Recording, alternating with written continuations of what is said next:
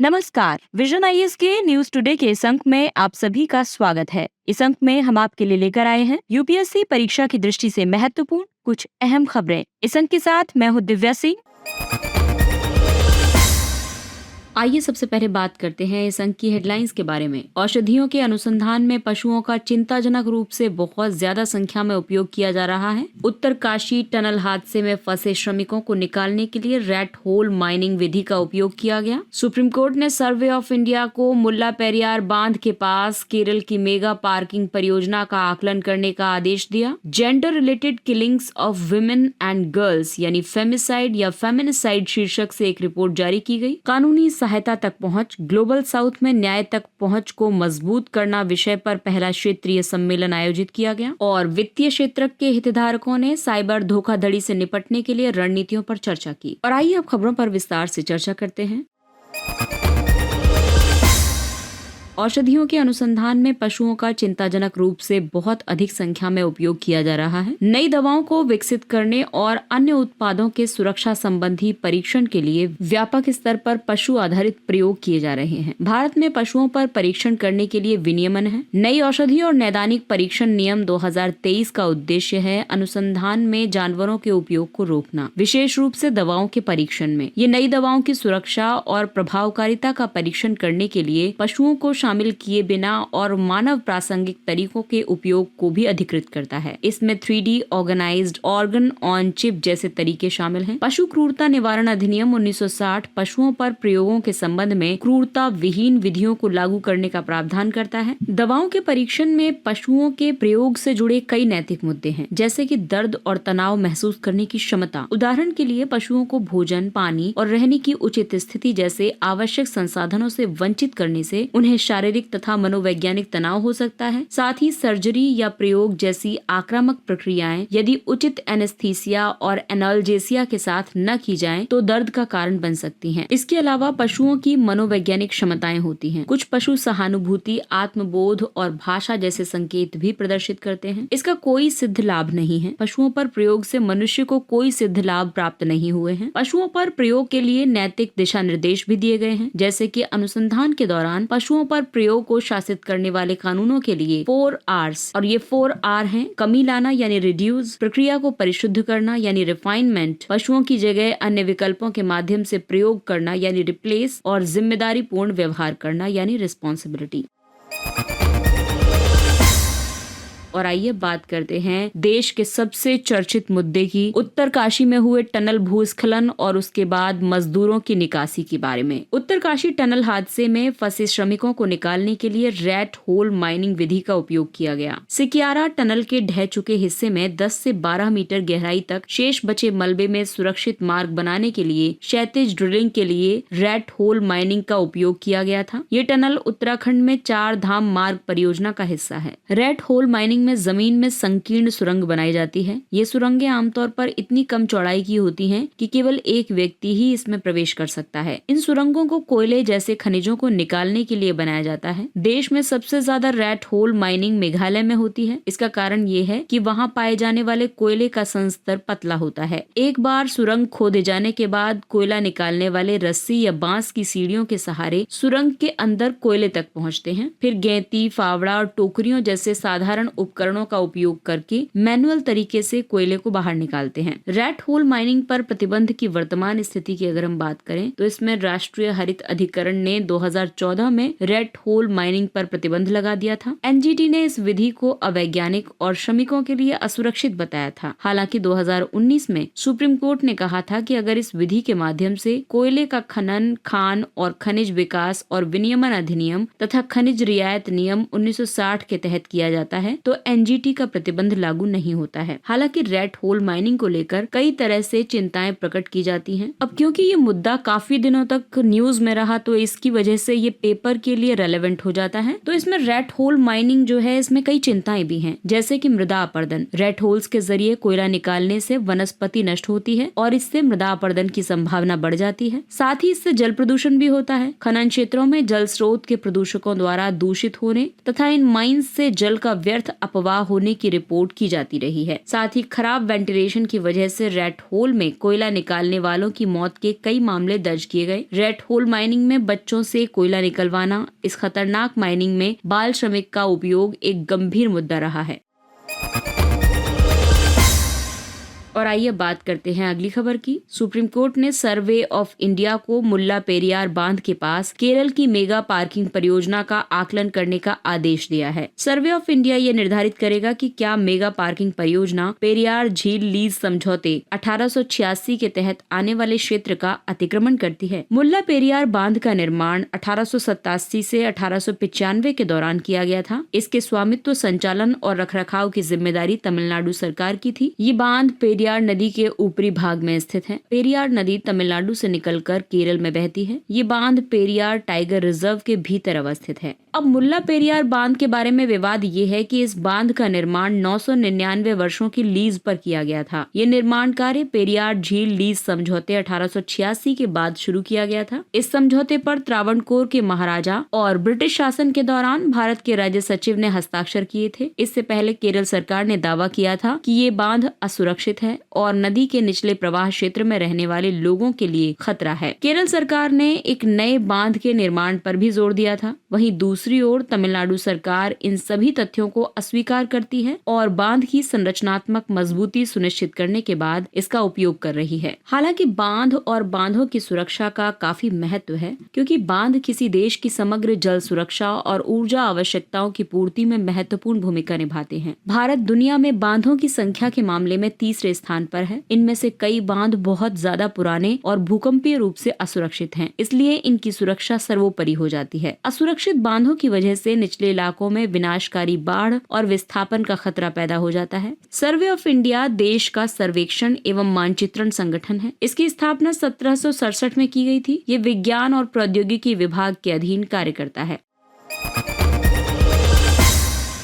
और आइए अब बात करते हैं अगली खबर की। Gender related killings of women and girls शीर्षक से एक रिपोर्ट जारी की गई। ये रिपोर्ट मादक पदार्थ और अपराध पर संयुक्त राष्ट्र कार्यालय तथा यूएन विमेन ने संयुक्त रूप से जारी की है। फेमिसाइड, जब लैंगिक कारकों के आधार पर किसी महिला की इरादतन हत्या की जाती है तो उसे फेमिसाइड कहा जाता है। इन कारकों में शामिल है महिलाओं पर पुरुषों के हक और विशेषाधिकार वाली सोच, पुरुषों के पक्ष में सामाजिक मानदंड, महिला पर पुरुष के नियंत्रण और वर्चस्व का दावा करने की प्रवृत्ति। रिपोर्ट के मुख्य बिंदुओं पर अगर हम नजर डालें तो देखते हैं कि 2022 में दुनिया भर में लगभग 88,900 महिलाओं और लड़कियों की हत्या की गई थी। हत्या की गई कुल महिलाओं में से 55% की हत्या उनके परिवार वालों ने ही की थी। भारत में दहेज, जादू टोने के आरोप और लैंगिक कारणों से की जाने वाली हत्याओं में पिछले एक दशक में धीरे धीरे कमी दर्ज की गई है। इस रिपोर्ट में ये भी सिफारिशें की गई हैं कि व्यक्तिगत, सामुदायिक और संस्थागत स्तर पर सामाजिक मानदंडों में सुधार किया जाना चाहिए। पीड़िता को सहायता और सहयोग प्रदान किया जाना चाहिए। साक्ष्य के आधार पर और व्यापक तरीके से इस तरह की घटनाओं की रोकथाम की कोशिश की जानी चाहिए। भारत में फेमिसाइड को रोकने के लिए किए गए उपाय। इसके तहत सती निवारण अधिनियम 1987 लागू किया गया है। दहेज प्रतिषेध अधिनियम 1961 लागू किया गया। अनैतिक व्यापार निवारण अधिनियम 1956 का कार्यान्वयन किया गया। घरेलू हिंसा से महिलाओं का संरक्षण अधिनियम 2005 लागू किया गया है। और फेमिसाइड को रोकने और आरोपी को सजा देने के लिए भारतीय दंड संहिता के तहत प्रावधान किए गए। इनमें धारा 376 बलात्कार, धारा 304 बी दहेज हत्या इत्यादि शामिल है। यूएनओडीसी की स्थापना 1997 में हुई थी। इसे संयुक्त राष्ट्र अंतर्राष्ट्रीय अपराध रोकथाम केंद्र और संयुक्त राष्ट्र अंतर्राष्ट्रीय मादक पदार्थ नियंत्रण कार्यक्रम का विलय करके स्थापित किया गया था। इसका मुख्यालय वियना में है। इसके 20 क्षेत्रीय कार्यालय हैं जो 150 से ज्यादा देशों को कवर करते हैं। ये सीधे सरकारों और गैर सरकारी संगठनों के साथ मिलकर कार्य करता है। इसका मुख्य उद्देश्य दुनिया को मादक पदार्थ, अपराध और आतंकवाद से सुरक्षित बनाना है, ताकि सभी को सुरक्षा और न्याय प्राप्त हो सके।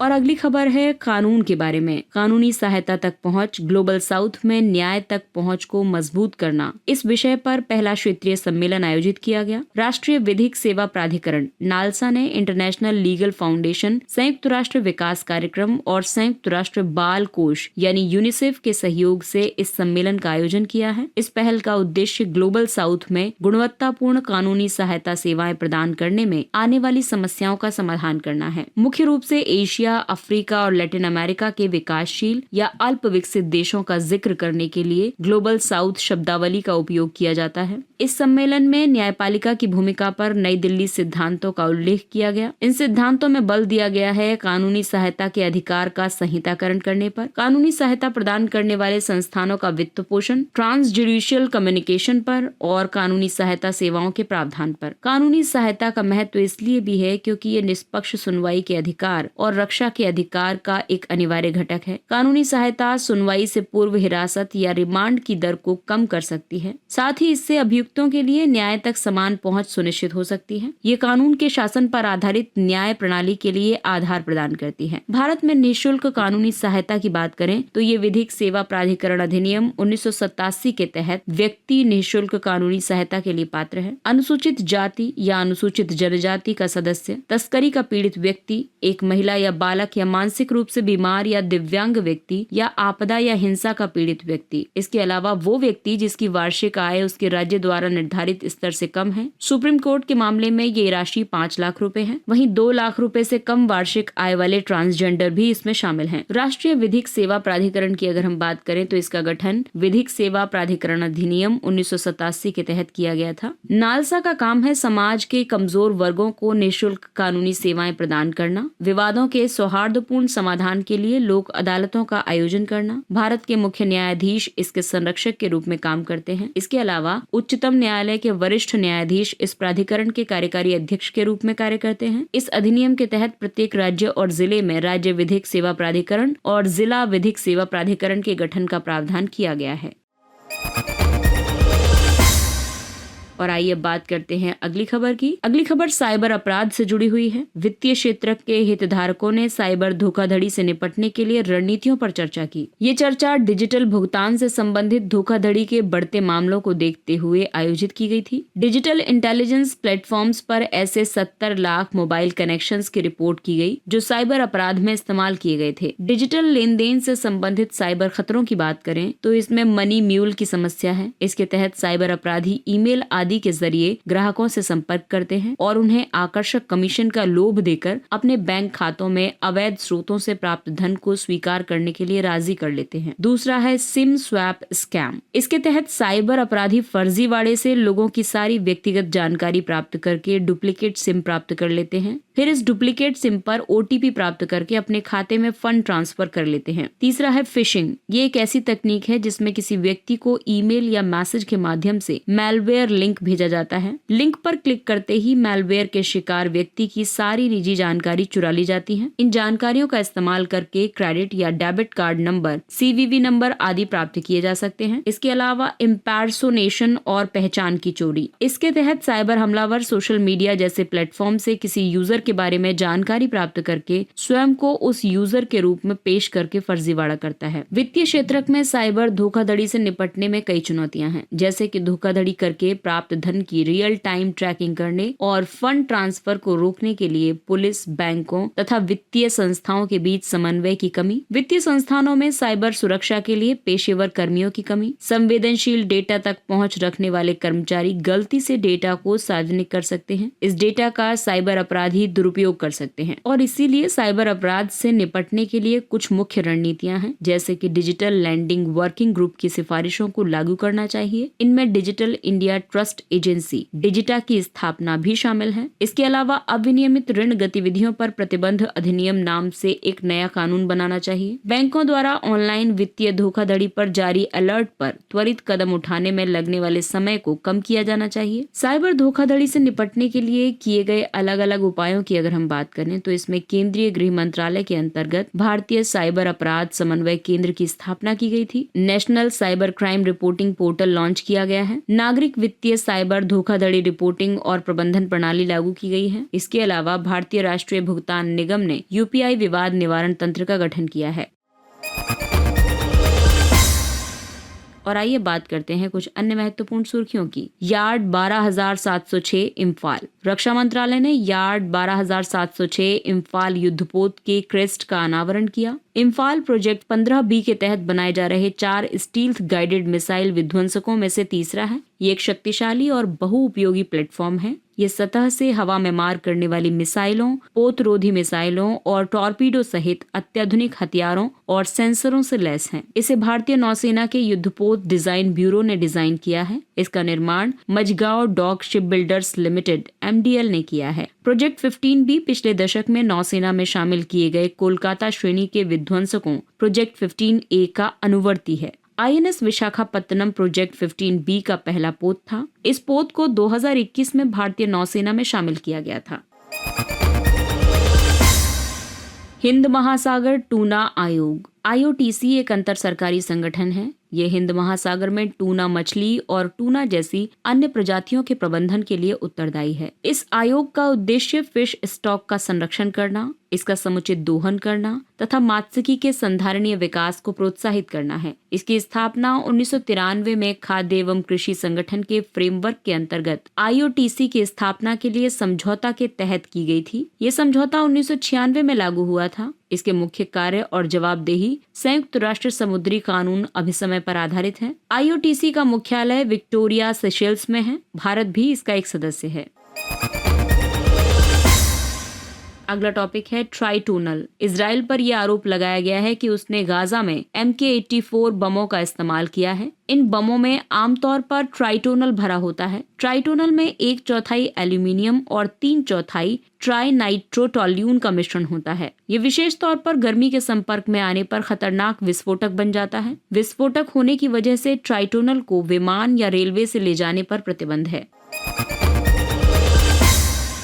अगला टॉपिक है दिव्यांग बच्चों के लिए आंगनवाड़ी प्रोटोकॉल। केंद्रीय महिला एवं बाल विकास मंत्रालय ने आंगनवाड़ी प्रोटोकॉल पर राष्ट्रीय आउटरीच कार्यक्रम शुरू किया। ये प्रोटोकॉल पोषण अभियान के तहत दिव्यांगजनों की समावेशी देखभाल के लिए बनाया गया एक सामाजिक मॉडल है। ये मॉडल चरणवार तरीके से लागू किया जा रहा है। दिव्यांगता के आरंभिक लक्षणों की पहचान के लिए स्क्रीनिंग, दिव्यांगों को सामुदायिक आयोजनों में शामिल करना और उनके परिवारों को सशक्त बनाना, आशा या ANM और राष्ट्रीय बाल स्वास्थ्य कार्यक्रम की टीम के माध्यम से रेफरल सहायता प्रदान करना। ये प्रोटोकॉल बुनियादी चरण के लिए राष्ट्रीय पाठ्यचर्या की रूपरेखा 2022 के अनुसार है। अगला टॉपिक है सुबनसिरी लोअर जल विद्युत परियोजना। विद्युत मंत्रालय ने सुबनसिरी लोअर जल विद्युत परियोजना साइटों के निर्माण की प्रगति और सुरक्षा संबंधी पहलुओं की समीक्षा की। सुबनसिरी लोअर जल विद्युत परियोजना 2000 मेगावाट क्षमता की जल विद्युत परियोजना है। ये अरुणाचल प्रदेश और असम की सीमा पर स्थित है। ये परियोजना सुबनसिरी नदी पर निर्माणाधीन है। सुबनसिरी ब्रह्मपुत्र नदी की उत्तरी तट से सहायक नदी है। इसमें एक सरफेस पावर हाउस और कंक्रीट से बने 116 मीटर ऊंचे ग्रेविटी डैम का निर्माण किया जाएगा। अगला टॉपिक है swine flu strain H1N2। United kingdom ने अपने यहाँ स्वाइन फ्लू स्ट्रेन H1N2 के मनुष्य में संक्रमण के पहले मामले की पुष्टि की। Swine flu strain H1N2 swine influenza virus के संक्रमण से फैलता है। ये वायरस से संक्रमित सूअरों के प्रत्यक्ष या अप्रत्यक्ष संपर्क में आने या संदूषित वातावरण के प्रभाव में आने से फैलता है। स्वाइन फ्लू स्ट्रेन के लक्षण आम फ्लू के समान ही होते हैं, जैसे कि बुखार, खांसी आदि। 2009 में सूअरों, पक्षियों और मनुष्यों में संचारित वायरस के प्रसार के कारण ही मनुष्यों में स्वाइन फ्लू की महामारी फैली थी।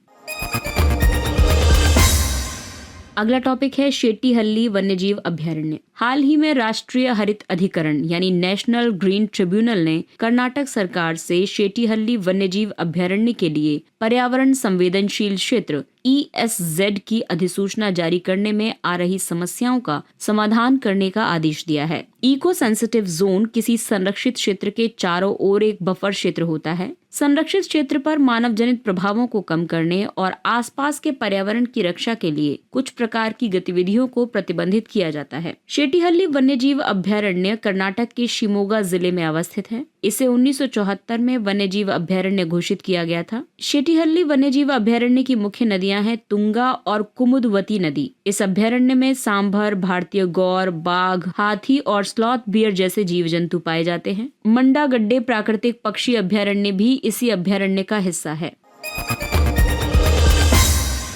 अगला टॉपिक भारत की अमूर्त विरासत नृत्य से संबंधित है। तो इसमें हम बात करेंगे राजस्थान के प्रसिद्ध कालबेलिया नृत्य के बारे में। राजस्थान अंतर्राष्ट्रीय लोक महोत्सव के दौरान जोधपुर में कालबेलिया नृत्य का प्रदर्शन किया गया। ये कालबेलिया जनजाति की एक नृत्य शैली है। ये जनजाति सपेरों का एक घुमंतु समूह है। इसे सपेरा नृत्य भी कहा जाता है। इस नृत्य में पुरुष और महिलाएं दोनों भाग लेते हैं। इसमें महिलाएं नृत्य करती हैं और पुरुष अलग अलग प्रकार के वाद्य यंत्र बजाकर उनका साथ देते हैं। इस नृत्य के दौरान पखावज, ढोलक, झांझर, हारमोनियम और सारंगी का उपयोग संगीत वाद्य यंत्र के तौर पर किया जाता है। इसे 2010 में मानवता की अमूर्त सांस्कृतिक विरासत की यूनेस्को प्रतिनिधि सूची में शामिल किया गया था।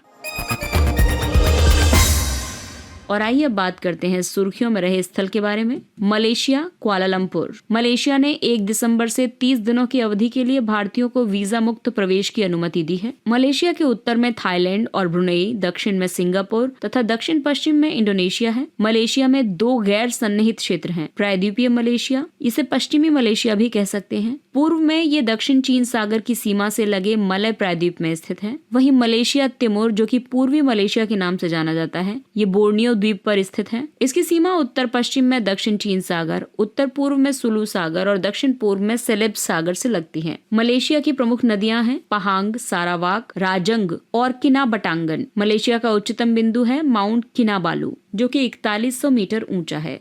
इसके साथ ही ये अंक समाप्त होता है। अगले अंक में फिर मुलाकात होगी कुछ अन्य महत्वपूर्ण खबरों के साथ। तब तक अपने लक्ष्य के लिए तत्पर रहिए और अगर आपको हमारा कंटेंट अच्छा लगता है तो इसे लाइक, सब्सक्राइब और शेयर जरूर करें। और अब हमें यानी विजन IAS की पूरी टीम को दीजिए इजाजत। नमस्कार।